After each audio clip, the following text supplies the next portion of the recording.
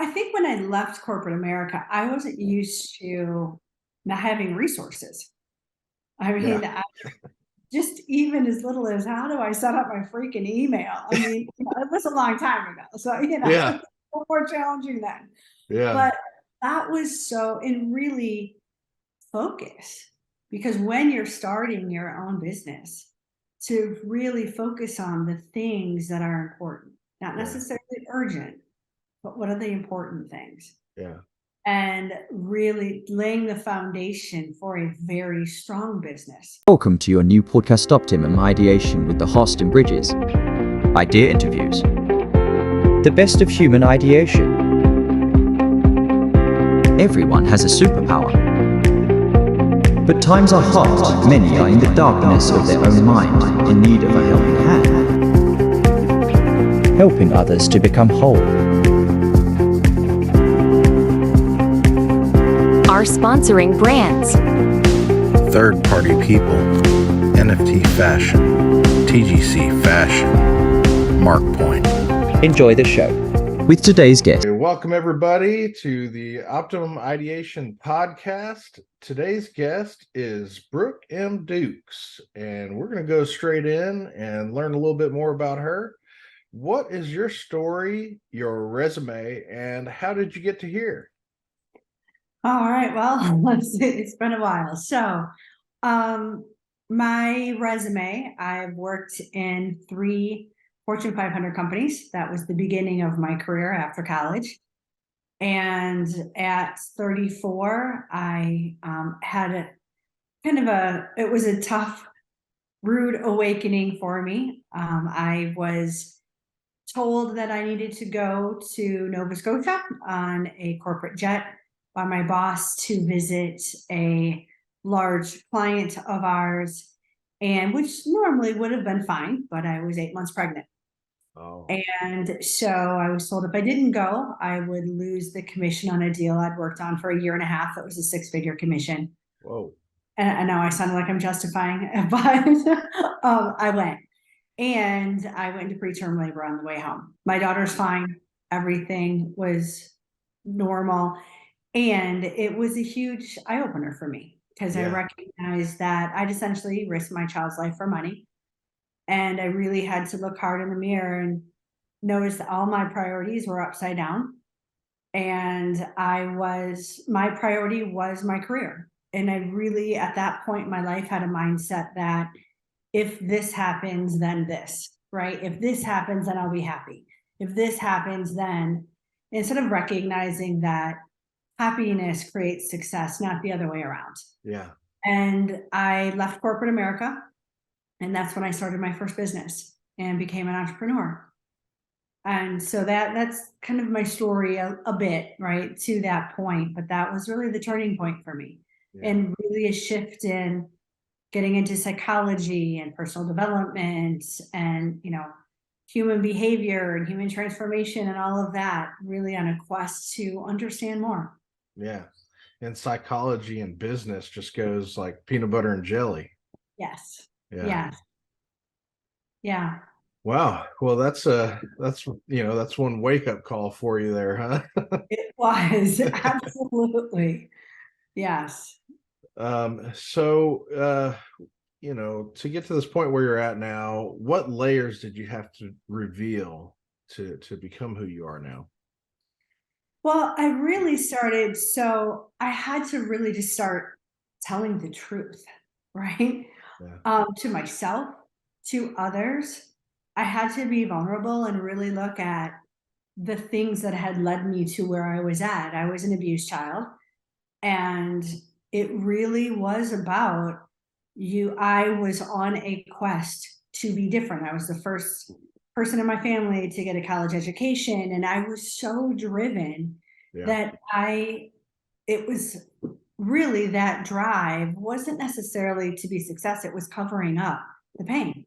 It was Yeah. covering up all the fear of failure, the shame, the unworthiness, everything. If I was busy enough, successful enough, I didn't have to think about that. So what I did was, one of the first things that I did out of corporate America, which was very humbling for me, was I joined a network marketing company. Yeah. And I went at it very ego-based. Yeah. And what I also knew was at that time of my life, I had no one to turn to. I didn't have any female mentors. The rest, my circle was busy pretending that everything was perfect also. There really wasn't anyone to talk to. There wasn't, and I also recognized that going through corporate America, I didn't necessarily like women.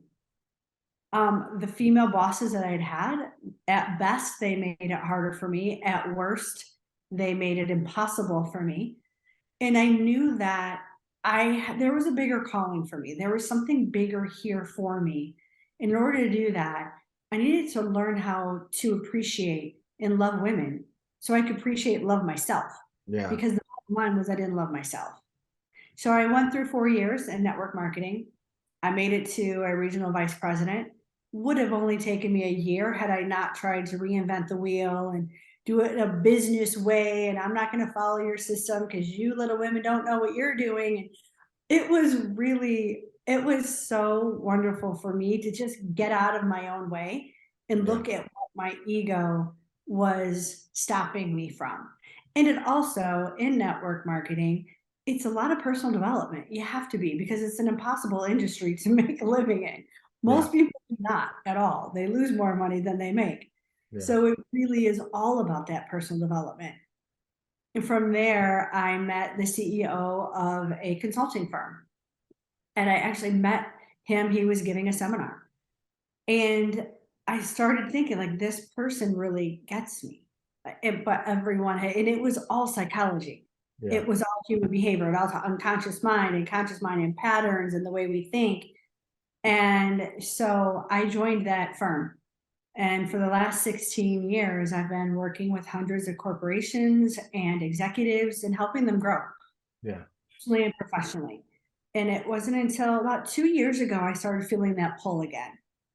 And I knew there was something more. I wasn't giving enough, but I didn't know what that was. And so, different than the way I had approached other things, I just sat on it. And I waited for intuition. I waited to be guided, and I waited to see the signs. And last year, the end of last year, I was able to transition, to step away from the firm a bit and really to go on my own path. And that is empowering women. And so really helping them and showing them what I had been through and giving them what I didn't have back then, an ear, someone to say, I get it. I was screwed up too. I felt horrible, right? On the outside, everything looked perfect. And on the inside, I was miserable. And really helping them to look at what I wanted. Like, let's look at what lights you up. Let's look at all of your years experience. And then how do you package that into something that people will actually pay for? Because, we don't want to just go sit on a mountain and meditate for the rest of our lives. We've got to live in the world. You don't want to give up your financial security. You want to be able to be fulfilled and financially secure. And then looking at what do you want? Let's create a plan to get there. So that was a very long answer, and I hope I got around to it. No, I mean, that's great. It's great self-inflection and I don't know many people that are able to like look at themselves that much and really dive off in there and then share it. And so, that's kind of what this show is about, is finding other people that are on the same wavelength as me. And maybe if we can get together, we can really help some people. Right. Yeah. So with all that being said, what is the next layer for you to remove? I think for me, because I've spent over this past however many months it's been, even though I have 16 plus years experience in executive coaching, I haven't really ever promoted myself. Yeah. I've promoted the firm. I've promoted the CEO. Right. So that it put another layer of fear in it for me. Yeah. Like, now I'm putting myself out there. It's easy to stand behind the firm, right? Let them take the hit. If I'm really horrible, it's not really me. I was really talking about their content, right? Yeah. But now it's me. I'm front and center. Yeah. And yes, I have a team, but I'm the face of it, right? Yeah. And so it's that fear of failure. It's the fear of success. It's the fear of embarrassment. So those are the kind of things that I'm dealing with all over again, just in a different light and with different tools to be able to deal with them as well. Yeah. Very good. Very good. Now, what trials and tribulations have you been through? Let me try to narrow that down a little. I would say some of the biggest ones for me are one, just getting past my childhood to be able to be a wife and a mother. That was big for me. I had to go through a lot of therapy to get there, right? I was pretty broken and I wanted to make sure that I could be the best role model, which was another reason why I needed to get out of corporate America. Because what I recognized was it was just feeding my patterns, Right. right? It was, so I needed to really help myself by taking a close look at all of that. Yeah. And I went through a divorce, which was another thing from my best friend, who is still my best friend. But just recognizing that we wanted to live very different lives, and there was nothing wrong with that. Yeah. And that our marriage was a success. We had 2 wonderful children, and it wasn't always perfect in going through the divorce. We had hard times, but we always put our egos aside and focus on the kids. Yeah. I remember I always thought of Oprah said something once, and it was when you fight in front of your children, you change them. And so we both were of that mindset. So we worked hard, even though when we had difficulties, they didn't see it to the best of our ability. I'm sure they may tell you something different. And what we've been able to come out on the other end, and we all, the whole extended family, kids, wives, partners, parents, all spend holidays together. So, and that's what that was one of the hardest things that I ever went through. Yeah. Was recognizing that growth was on the almost number 1 or number 2 on the priority list of my, human basic needs. And in order to do that, I had to step out of that marriage. So that was probably one of the biggest. Yeah. I mean, we never know, what the next day holds for us, right? And we can be the best person ourselves, and then you may have a partner or a family member that's just not on the same wavelength, and it's hard to try and maintain those relationships. It is hard. It's hard not to put a right or wrong, good or bad label to it, when the reality is just different paths. Yeah. May not be your right, but it doesn't make it them wrong. Right. So I think that was a huge awakening for me. It was a huge realization. Well, and you kind of alluded to this, but you were still growing at that point when you were married, right? And so until you go through this crazy experience and find out who you are, and then you can be at peace with yourself and love yourself. And hopefully those that are still married and going through that they can find themselves and stay together and make it work. And if it doesn't, and there's just different path, at least acknowledge it and do what you can to make it work, right? Absolutely. Yeah. Who were the greatest contributors to your character? I would say my mother and my father. My father, he's been in my life since I was 7. And he really helped me to understand what a good man is, because to that point, I hadn't seen that. Yeah. I'd seen the opposite of that. And so my mother is my biggest champion, always has been. I'm very different from them, and yet it's okay, right? They would have liked me to have a very different life, as far as a professional perspective. Sure. And that's okay. It really, for them, there were scary times because I would take risks that I was all right. I was okay with. For me, it's not, money's great, but I have to be passionate about something, right? It's quality of life. That is a big thing. And that is one of the things that I learned after I got off that plane. Yeah. I really have to feel fulfilled. And Yeah. if I'm not, then I have to go and I have to do something else. And so, and they always support me no matter what. So, Yeah, I left a really large salary to come build these businesses that we have now. And and we hadn't made a ton of money or anything, but heck, we're in year 5, and I guess you got to give it 10 years or what, but or get in front of enough people that you can really, make a difference in a lot of people's life. And so that's kind of what brought me to podcasting, is to build a bigger audience. And because we have all the sauce, but if you don't have the deals there, you gotta grow that. And this market's just been crazy to try and make new deals. You can't really go shake somebody's hand. You got to go, you got to be out there and have people come to you nowadays. yeah, it's tough. It's really, because the biggest thing, I mean, people buy for emotion, right? And they justify with logic. Well, if you can't touch anyone, if you Yeah. can't, it takes away so much of that rapport building aspects. Yeah. Yeah, that was, yeah, as of 2020, that was a lot of what we did on the executive coaching side. How do I motivate my people? How do I help them to be, how do I align with them? How do we align with our clients? What Right. does it even look like now? So Yeah. it's a different world. Absolutely. Yeah. Well, I'm glad to meet you here in it. Yeah. Thank you. Thanks for having me. Now, when you first started your journey here, what was something that's more challenging than you had expected?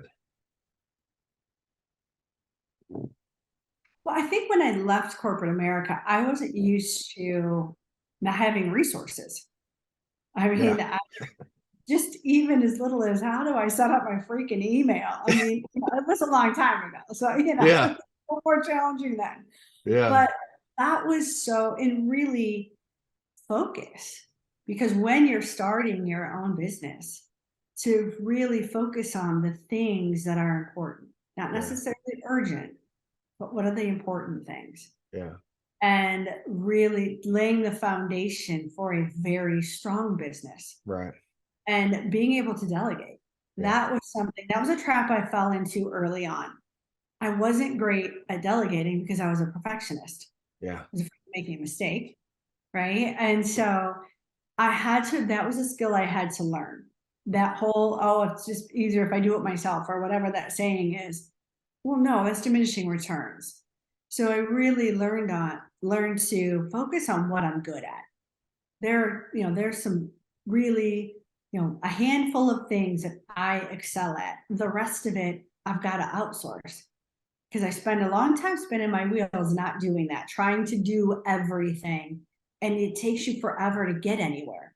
Right. That was one of the things. Yeah. That's the worst thing. It is. Oh, now, who are you at your lowest point?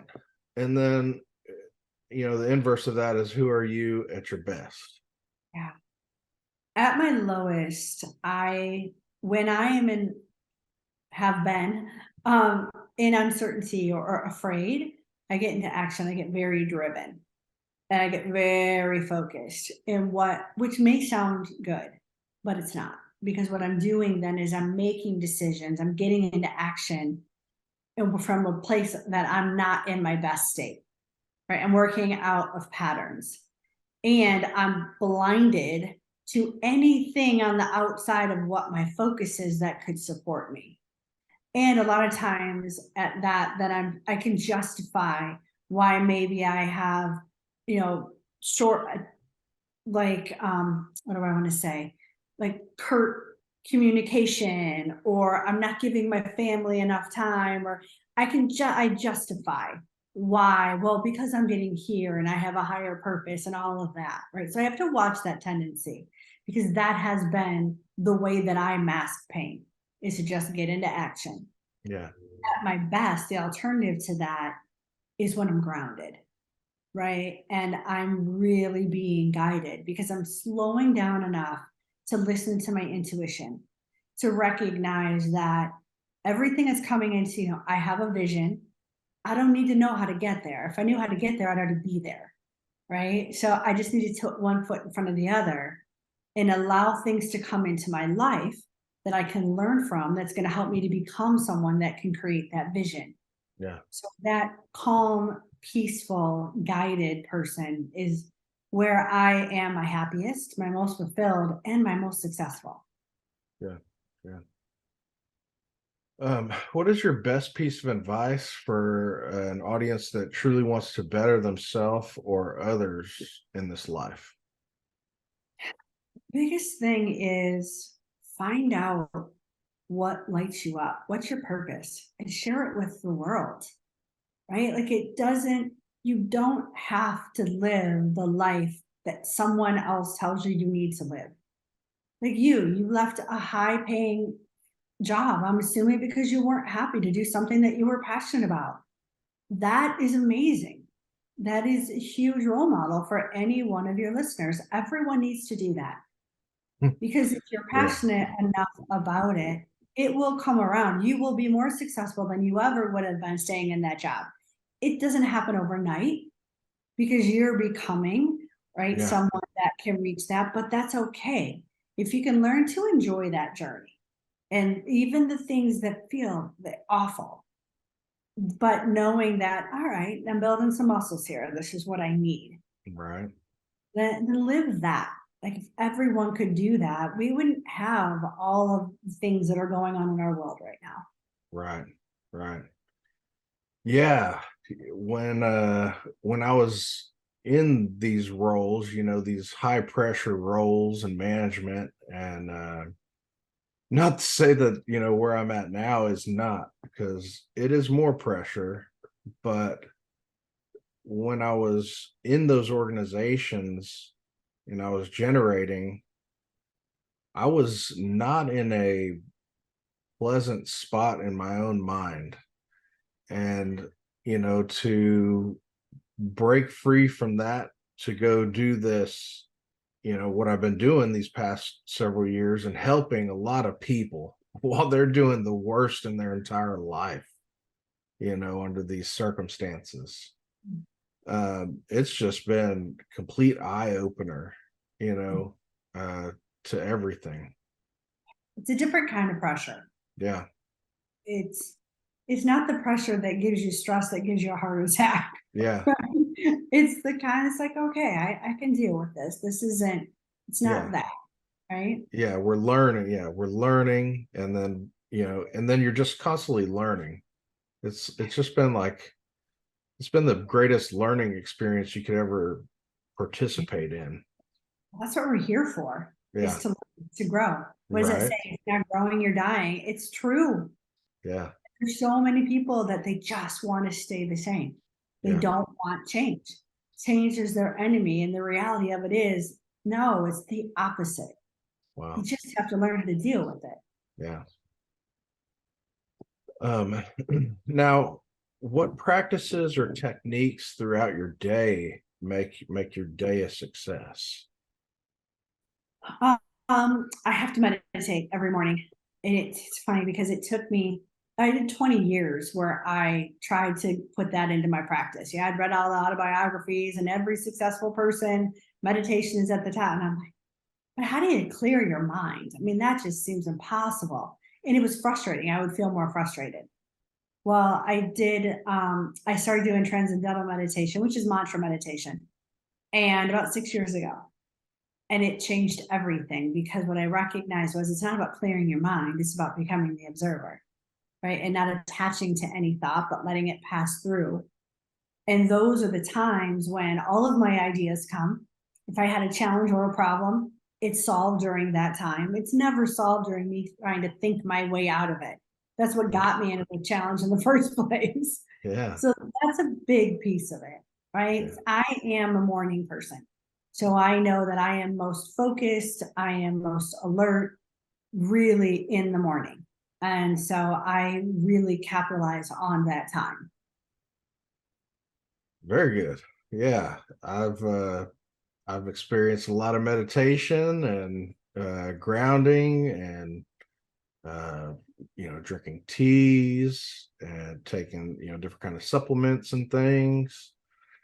And, you know, preparing meals the day before, Oh, that way you're kind of like setting yourself up as like a machine where you're going to go just grind it out, and you kind of set your schedule up and plan it and think it all through your mind the day before.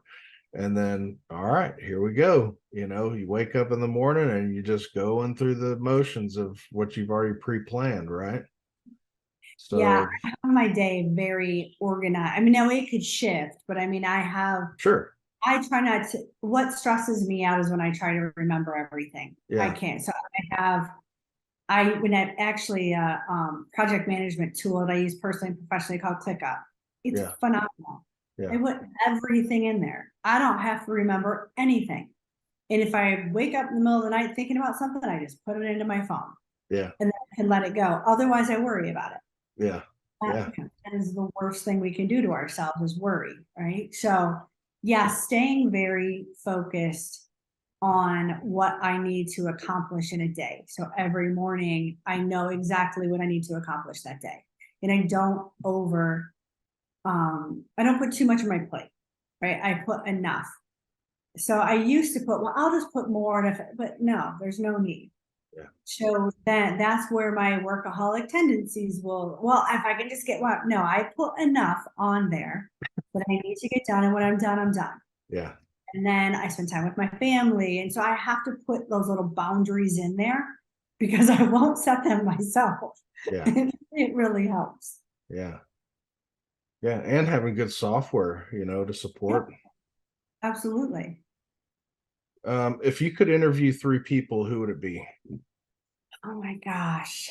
Eleanor Roosevelt, Oprah, U.S. Anderson. Okay. If you ever write a book or another book, what would it be about? Well, I'm writing a book. It will come out in August. Okay. It's called Is This All There Is?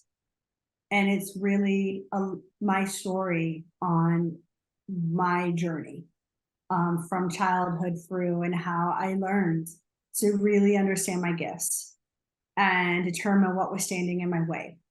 And then to, create a plan to be able to get there. So I want to be the woman that I did not have. Yeah.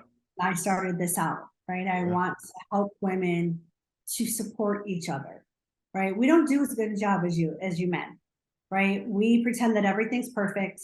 We don't mentor each other. We don't support each other. We're not, it's just everything has to look perfect on the outside. And what that means is we're not truthful with ourselves or with anyone around us. And it just really tears women apart. And it's why we're shortening the gap on when women and men, it used to be 7 years. We'd live 7 years longer. We're shortening that gap. It's 5. It's because our bodies were not built for stress. Yours were more built for stress than ours were. That's why the first heart attack usually kills a woman and not a man. A man can have several. You're the hunters. We're the nurturers. So that's just biology. It doesn't mean we can't have amazing careers and it's not about that. Yeah. It's really about understanding our bodies and really understanding what makes us happier and more successful. Yeah. Yeah. I could see how, there's definitely a difference between men and women, but there's great powers to have by both sides, great powers to be had by both sides. Absolutely. There's a reason we're both here, right? Yeah. And women don't need to act like men to be successful, No. right? We need to own our own powers. Vulnerability is power. Yeah. Right? Emotions are the true currency. Is. And we have the cornerstone on emotion, but we typically, especially at the top and the executive levels, we act more like men. Yeah. And we're giving away our power. Exactly. Yeah. I'm glad you can see that and share that. People get to where they want to go because they know where they want to go. Where do you ultimately want to go? I want to help as many people as possible. So my vision is truly to be a resource for any woman, not just the executive woman. So I'm only one person. So I really want to help also other women that want to get into coaching or consulting and have the same philosophy to be able to do that as well. Right. So I do pro bono work for women. I'm involved in a charity where I'm mentoring young girls. So I really want to make an impact. I think it's important. Yeah. I'm on the same page with you, but I'm up for helping just about anybody that's trying to better themselves. And so, do you have a networking event, a book, a product, service, or invention that we could help promote to the audience? Yes. So right now, what I offer is one-to-one group coaching and group coaching. I have online programs. I have a book coming out in August. I have an event in November. Okay. All of that will be on my social media. It's Brooke Dukes. My website has a little glitch right now, which is being fixed, but it will be back up next week. And that is brookemdukes.com. And so it'll be all over, but you can reach me that way. Okay. Perfect. And that was the next question is, what's the best way for the audience to support you and get in contact? I would say through social media is going to be right now. And then next week, it could be the website. Either way. Perfect. Well, that concludes our interview for the day. And it was a pleasure having you and experiencing your story with you. And we should be sharing this here in the next few weeks. Perfect. Thank you so much. Thanks for having me.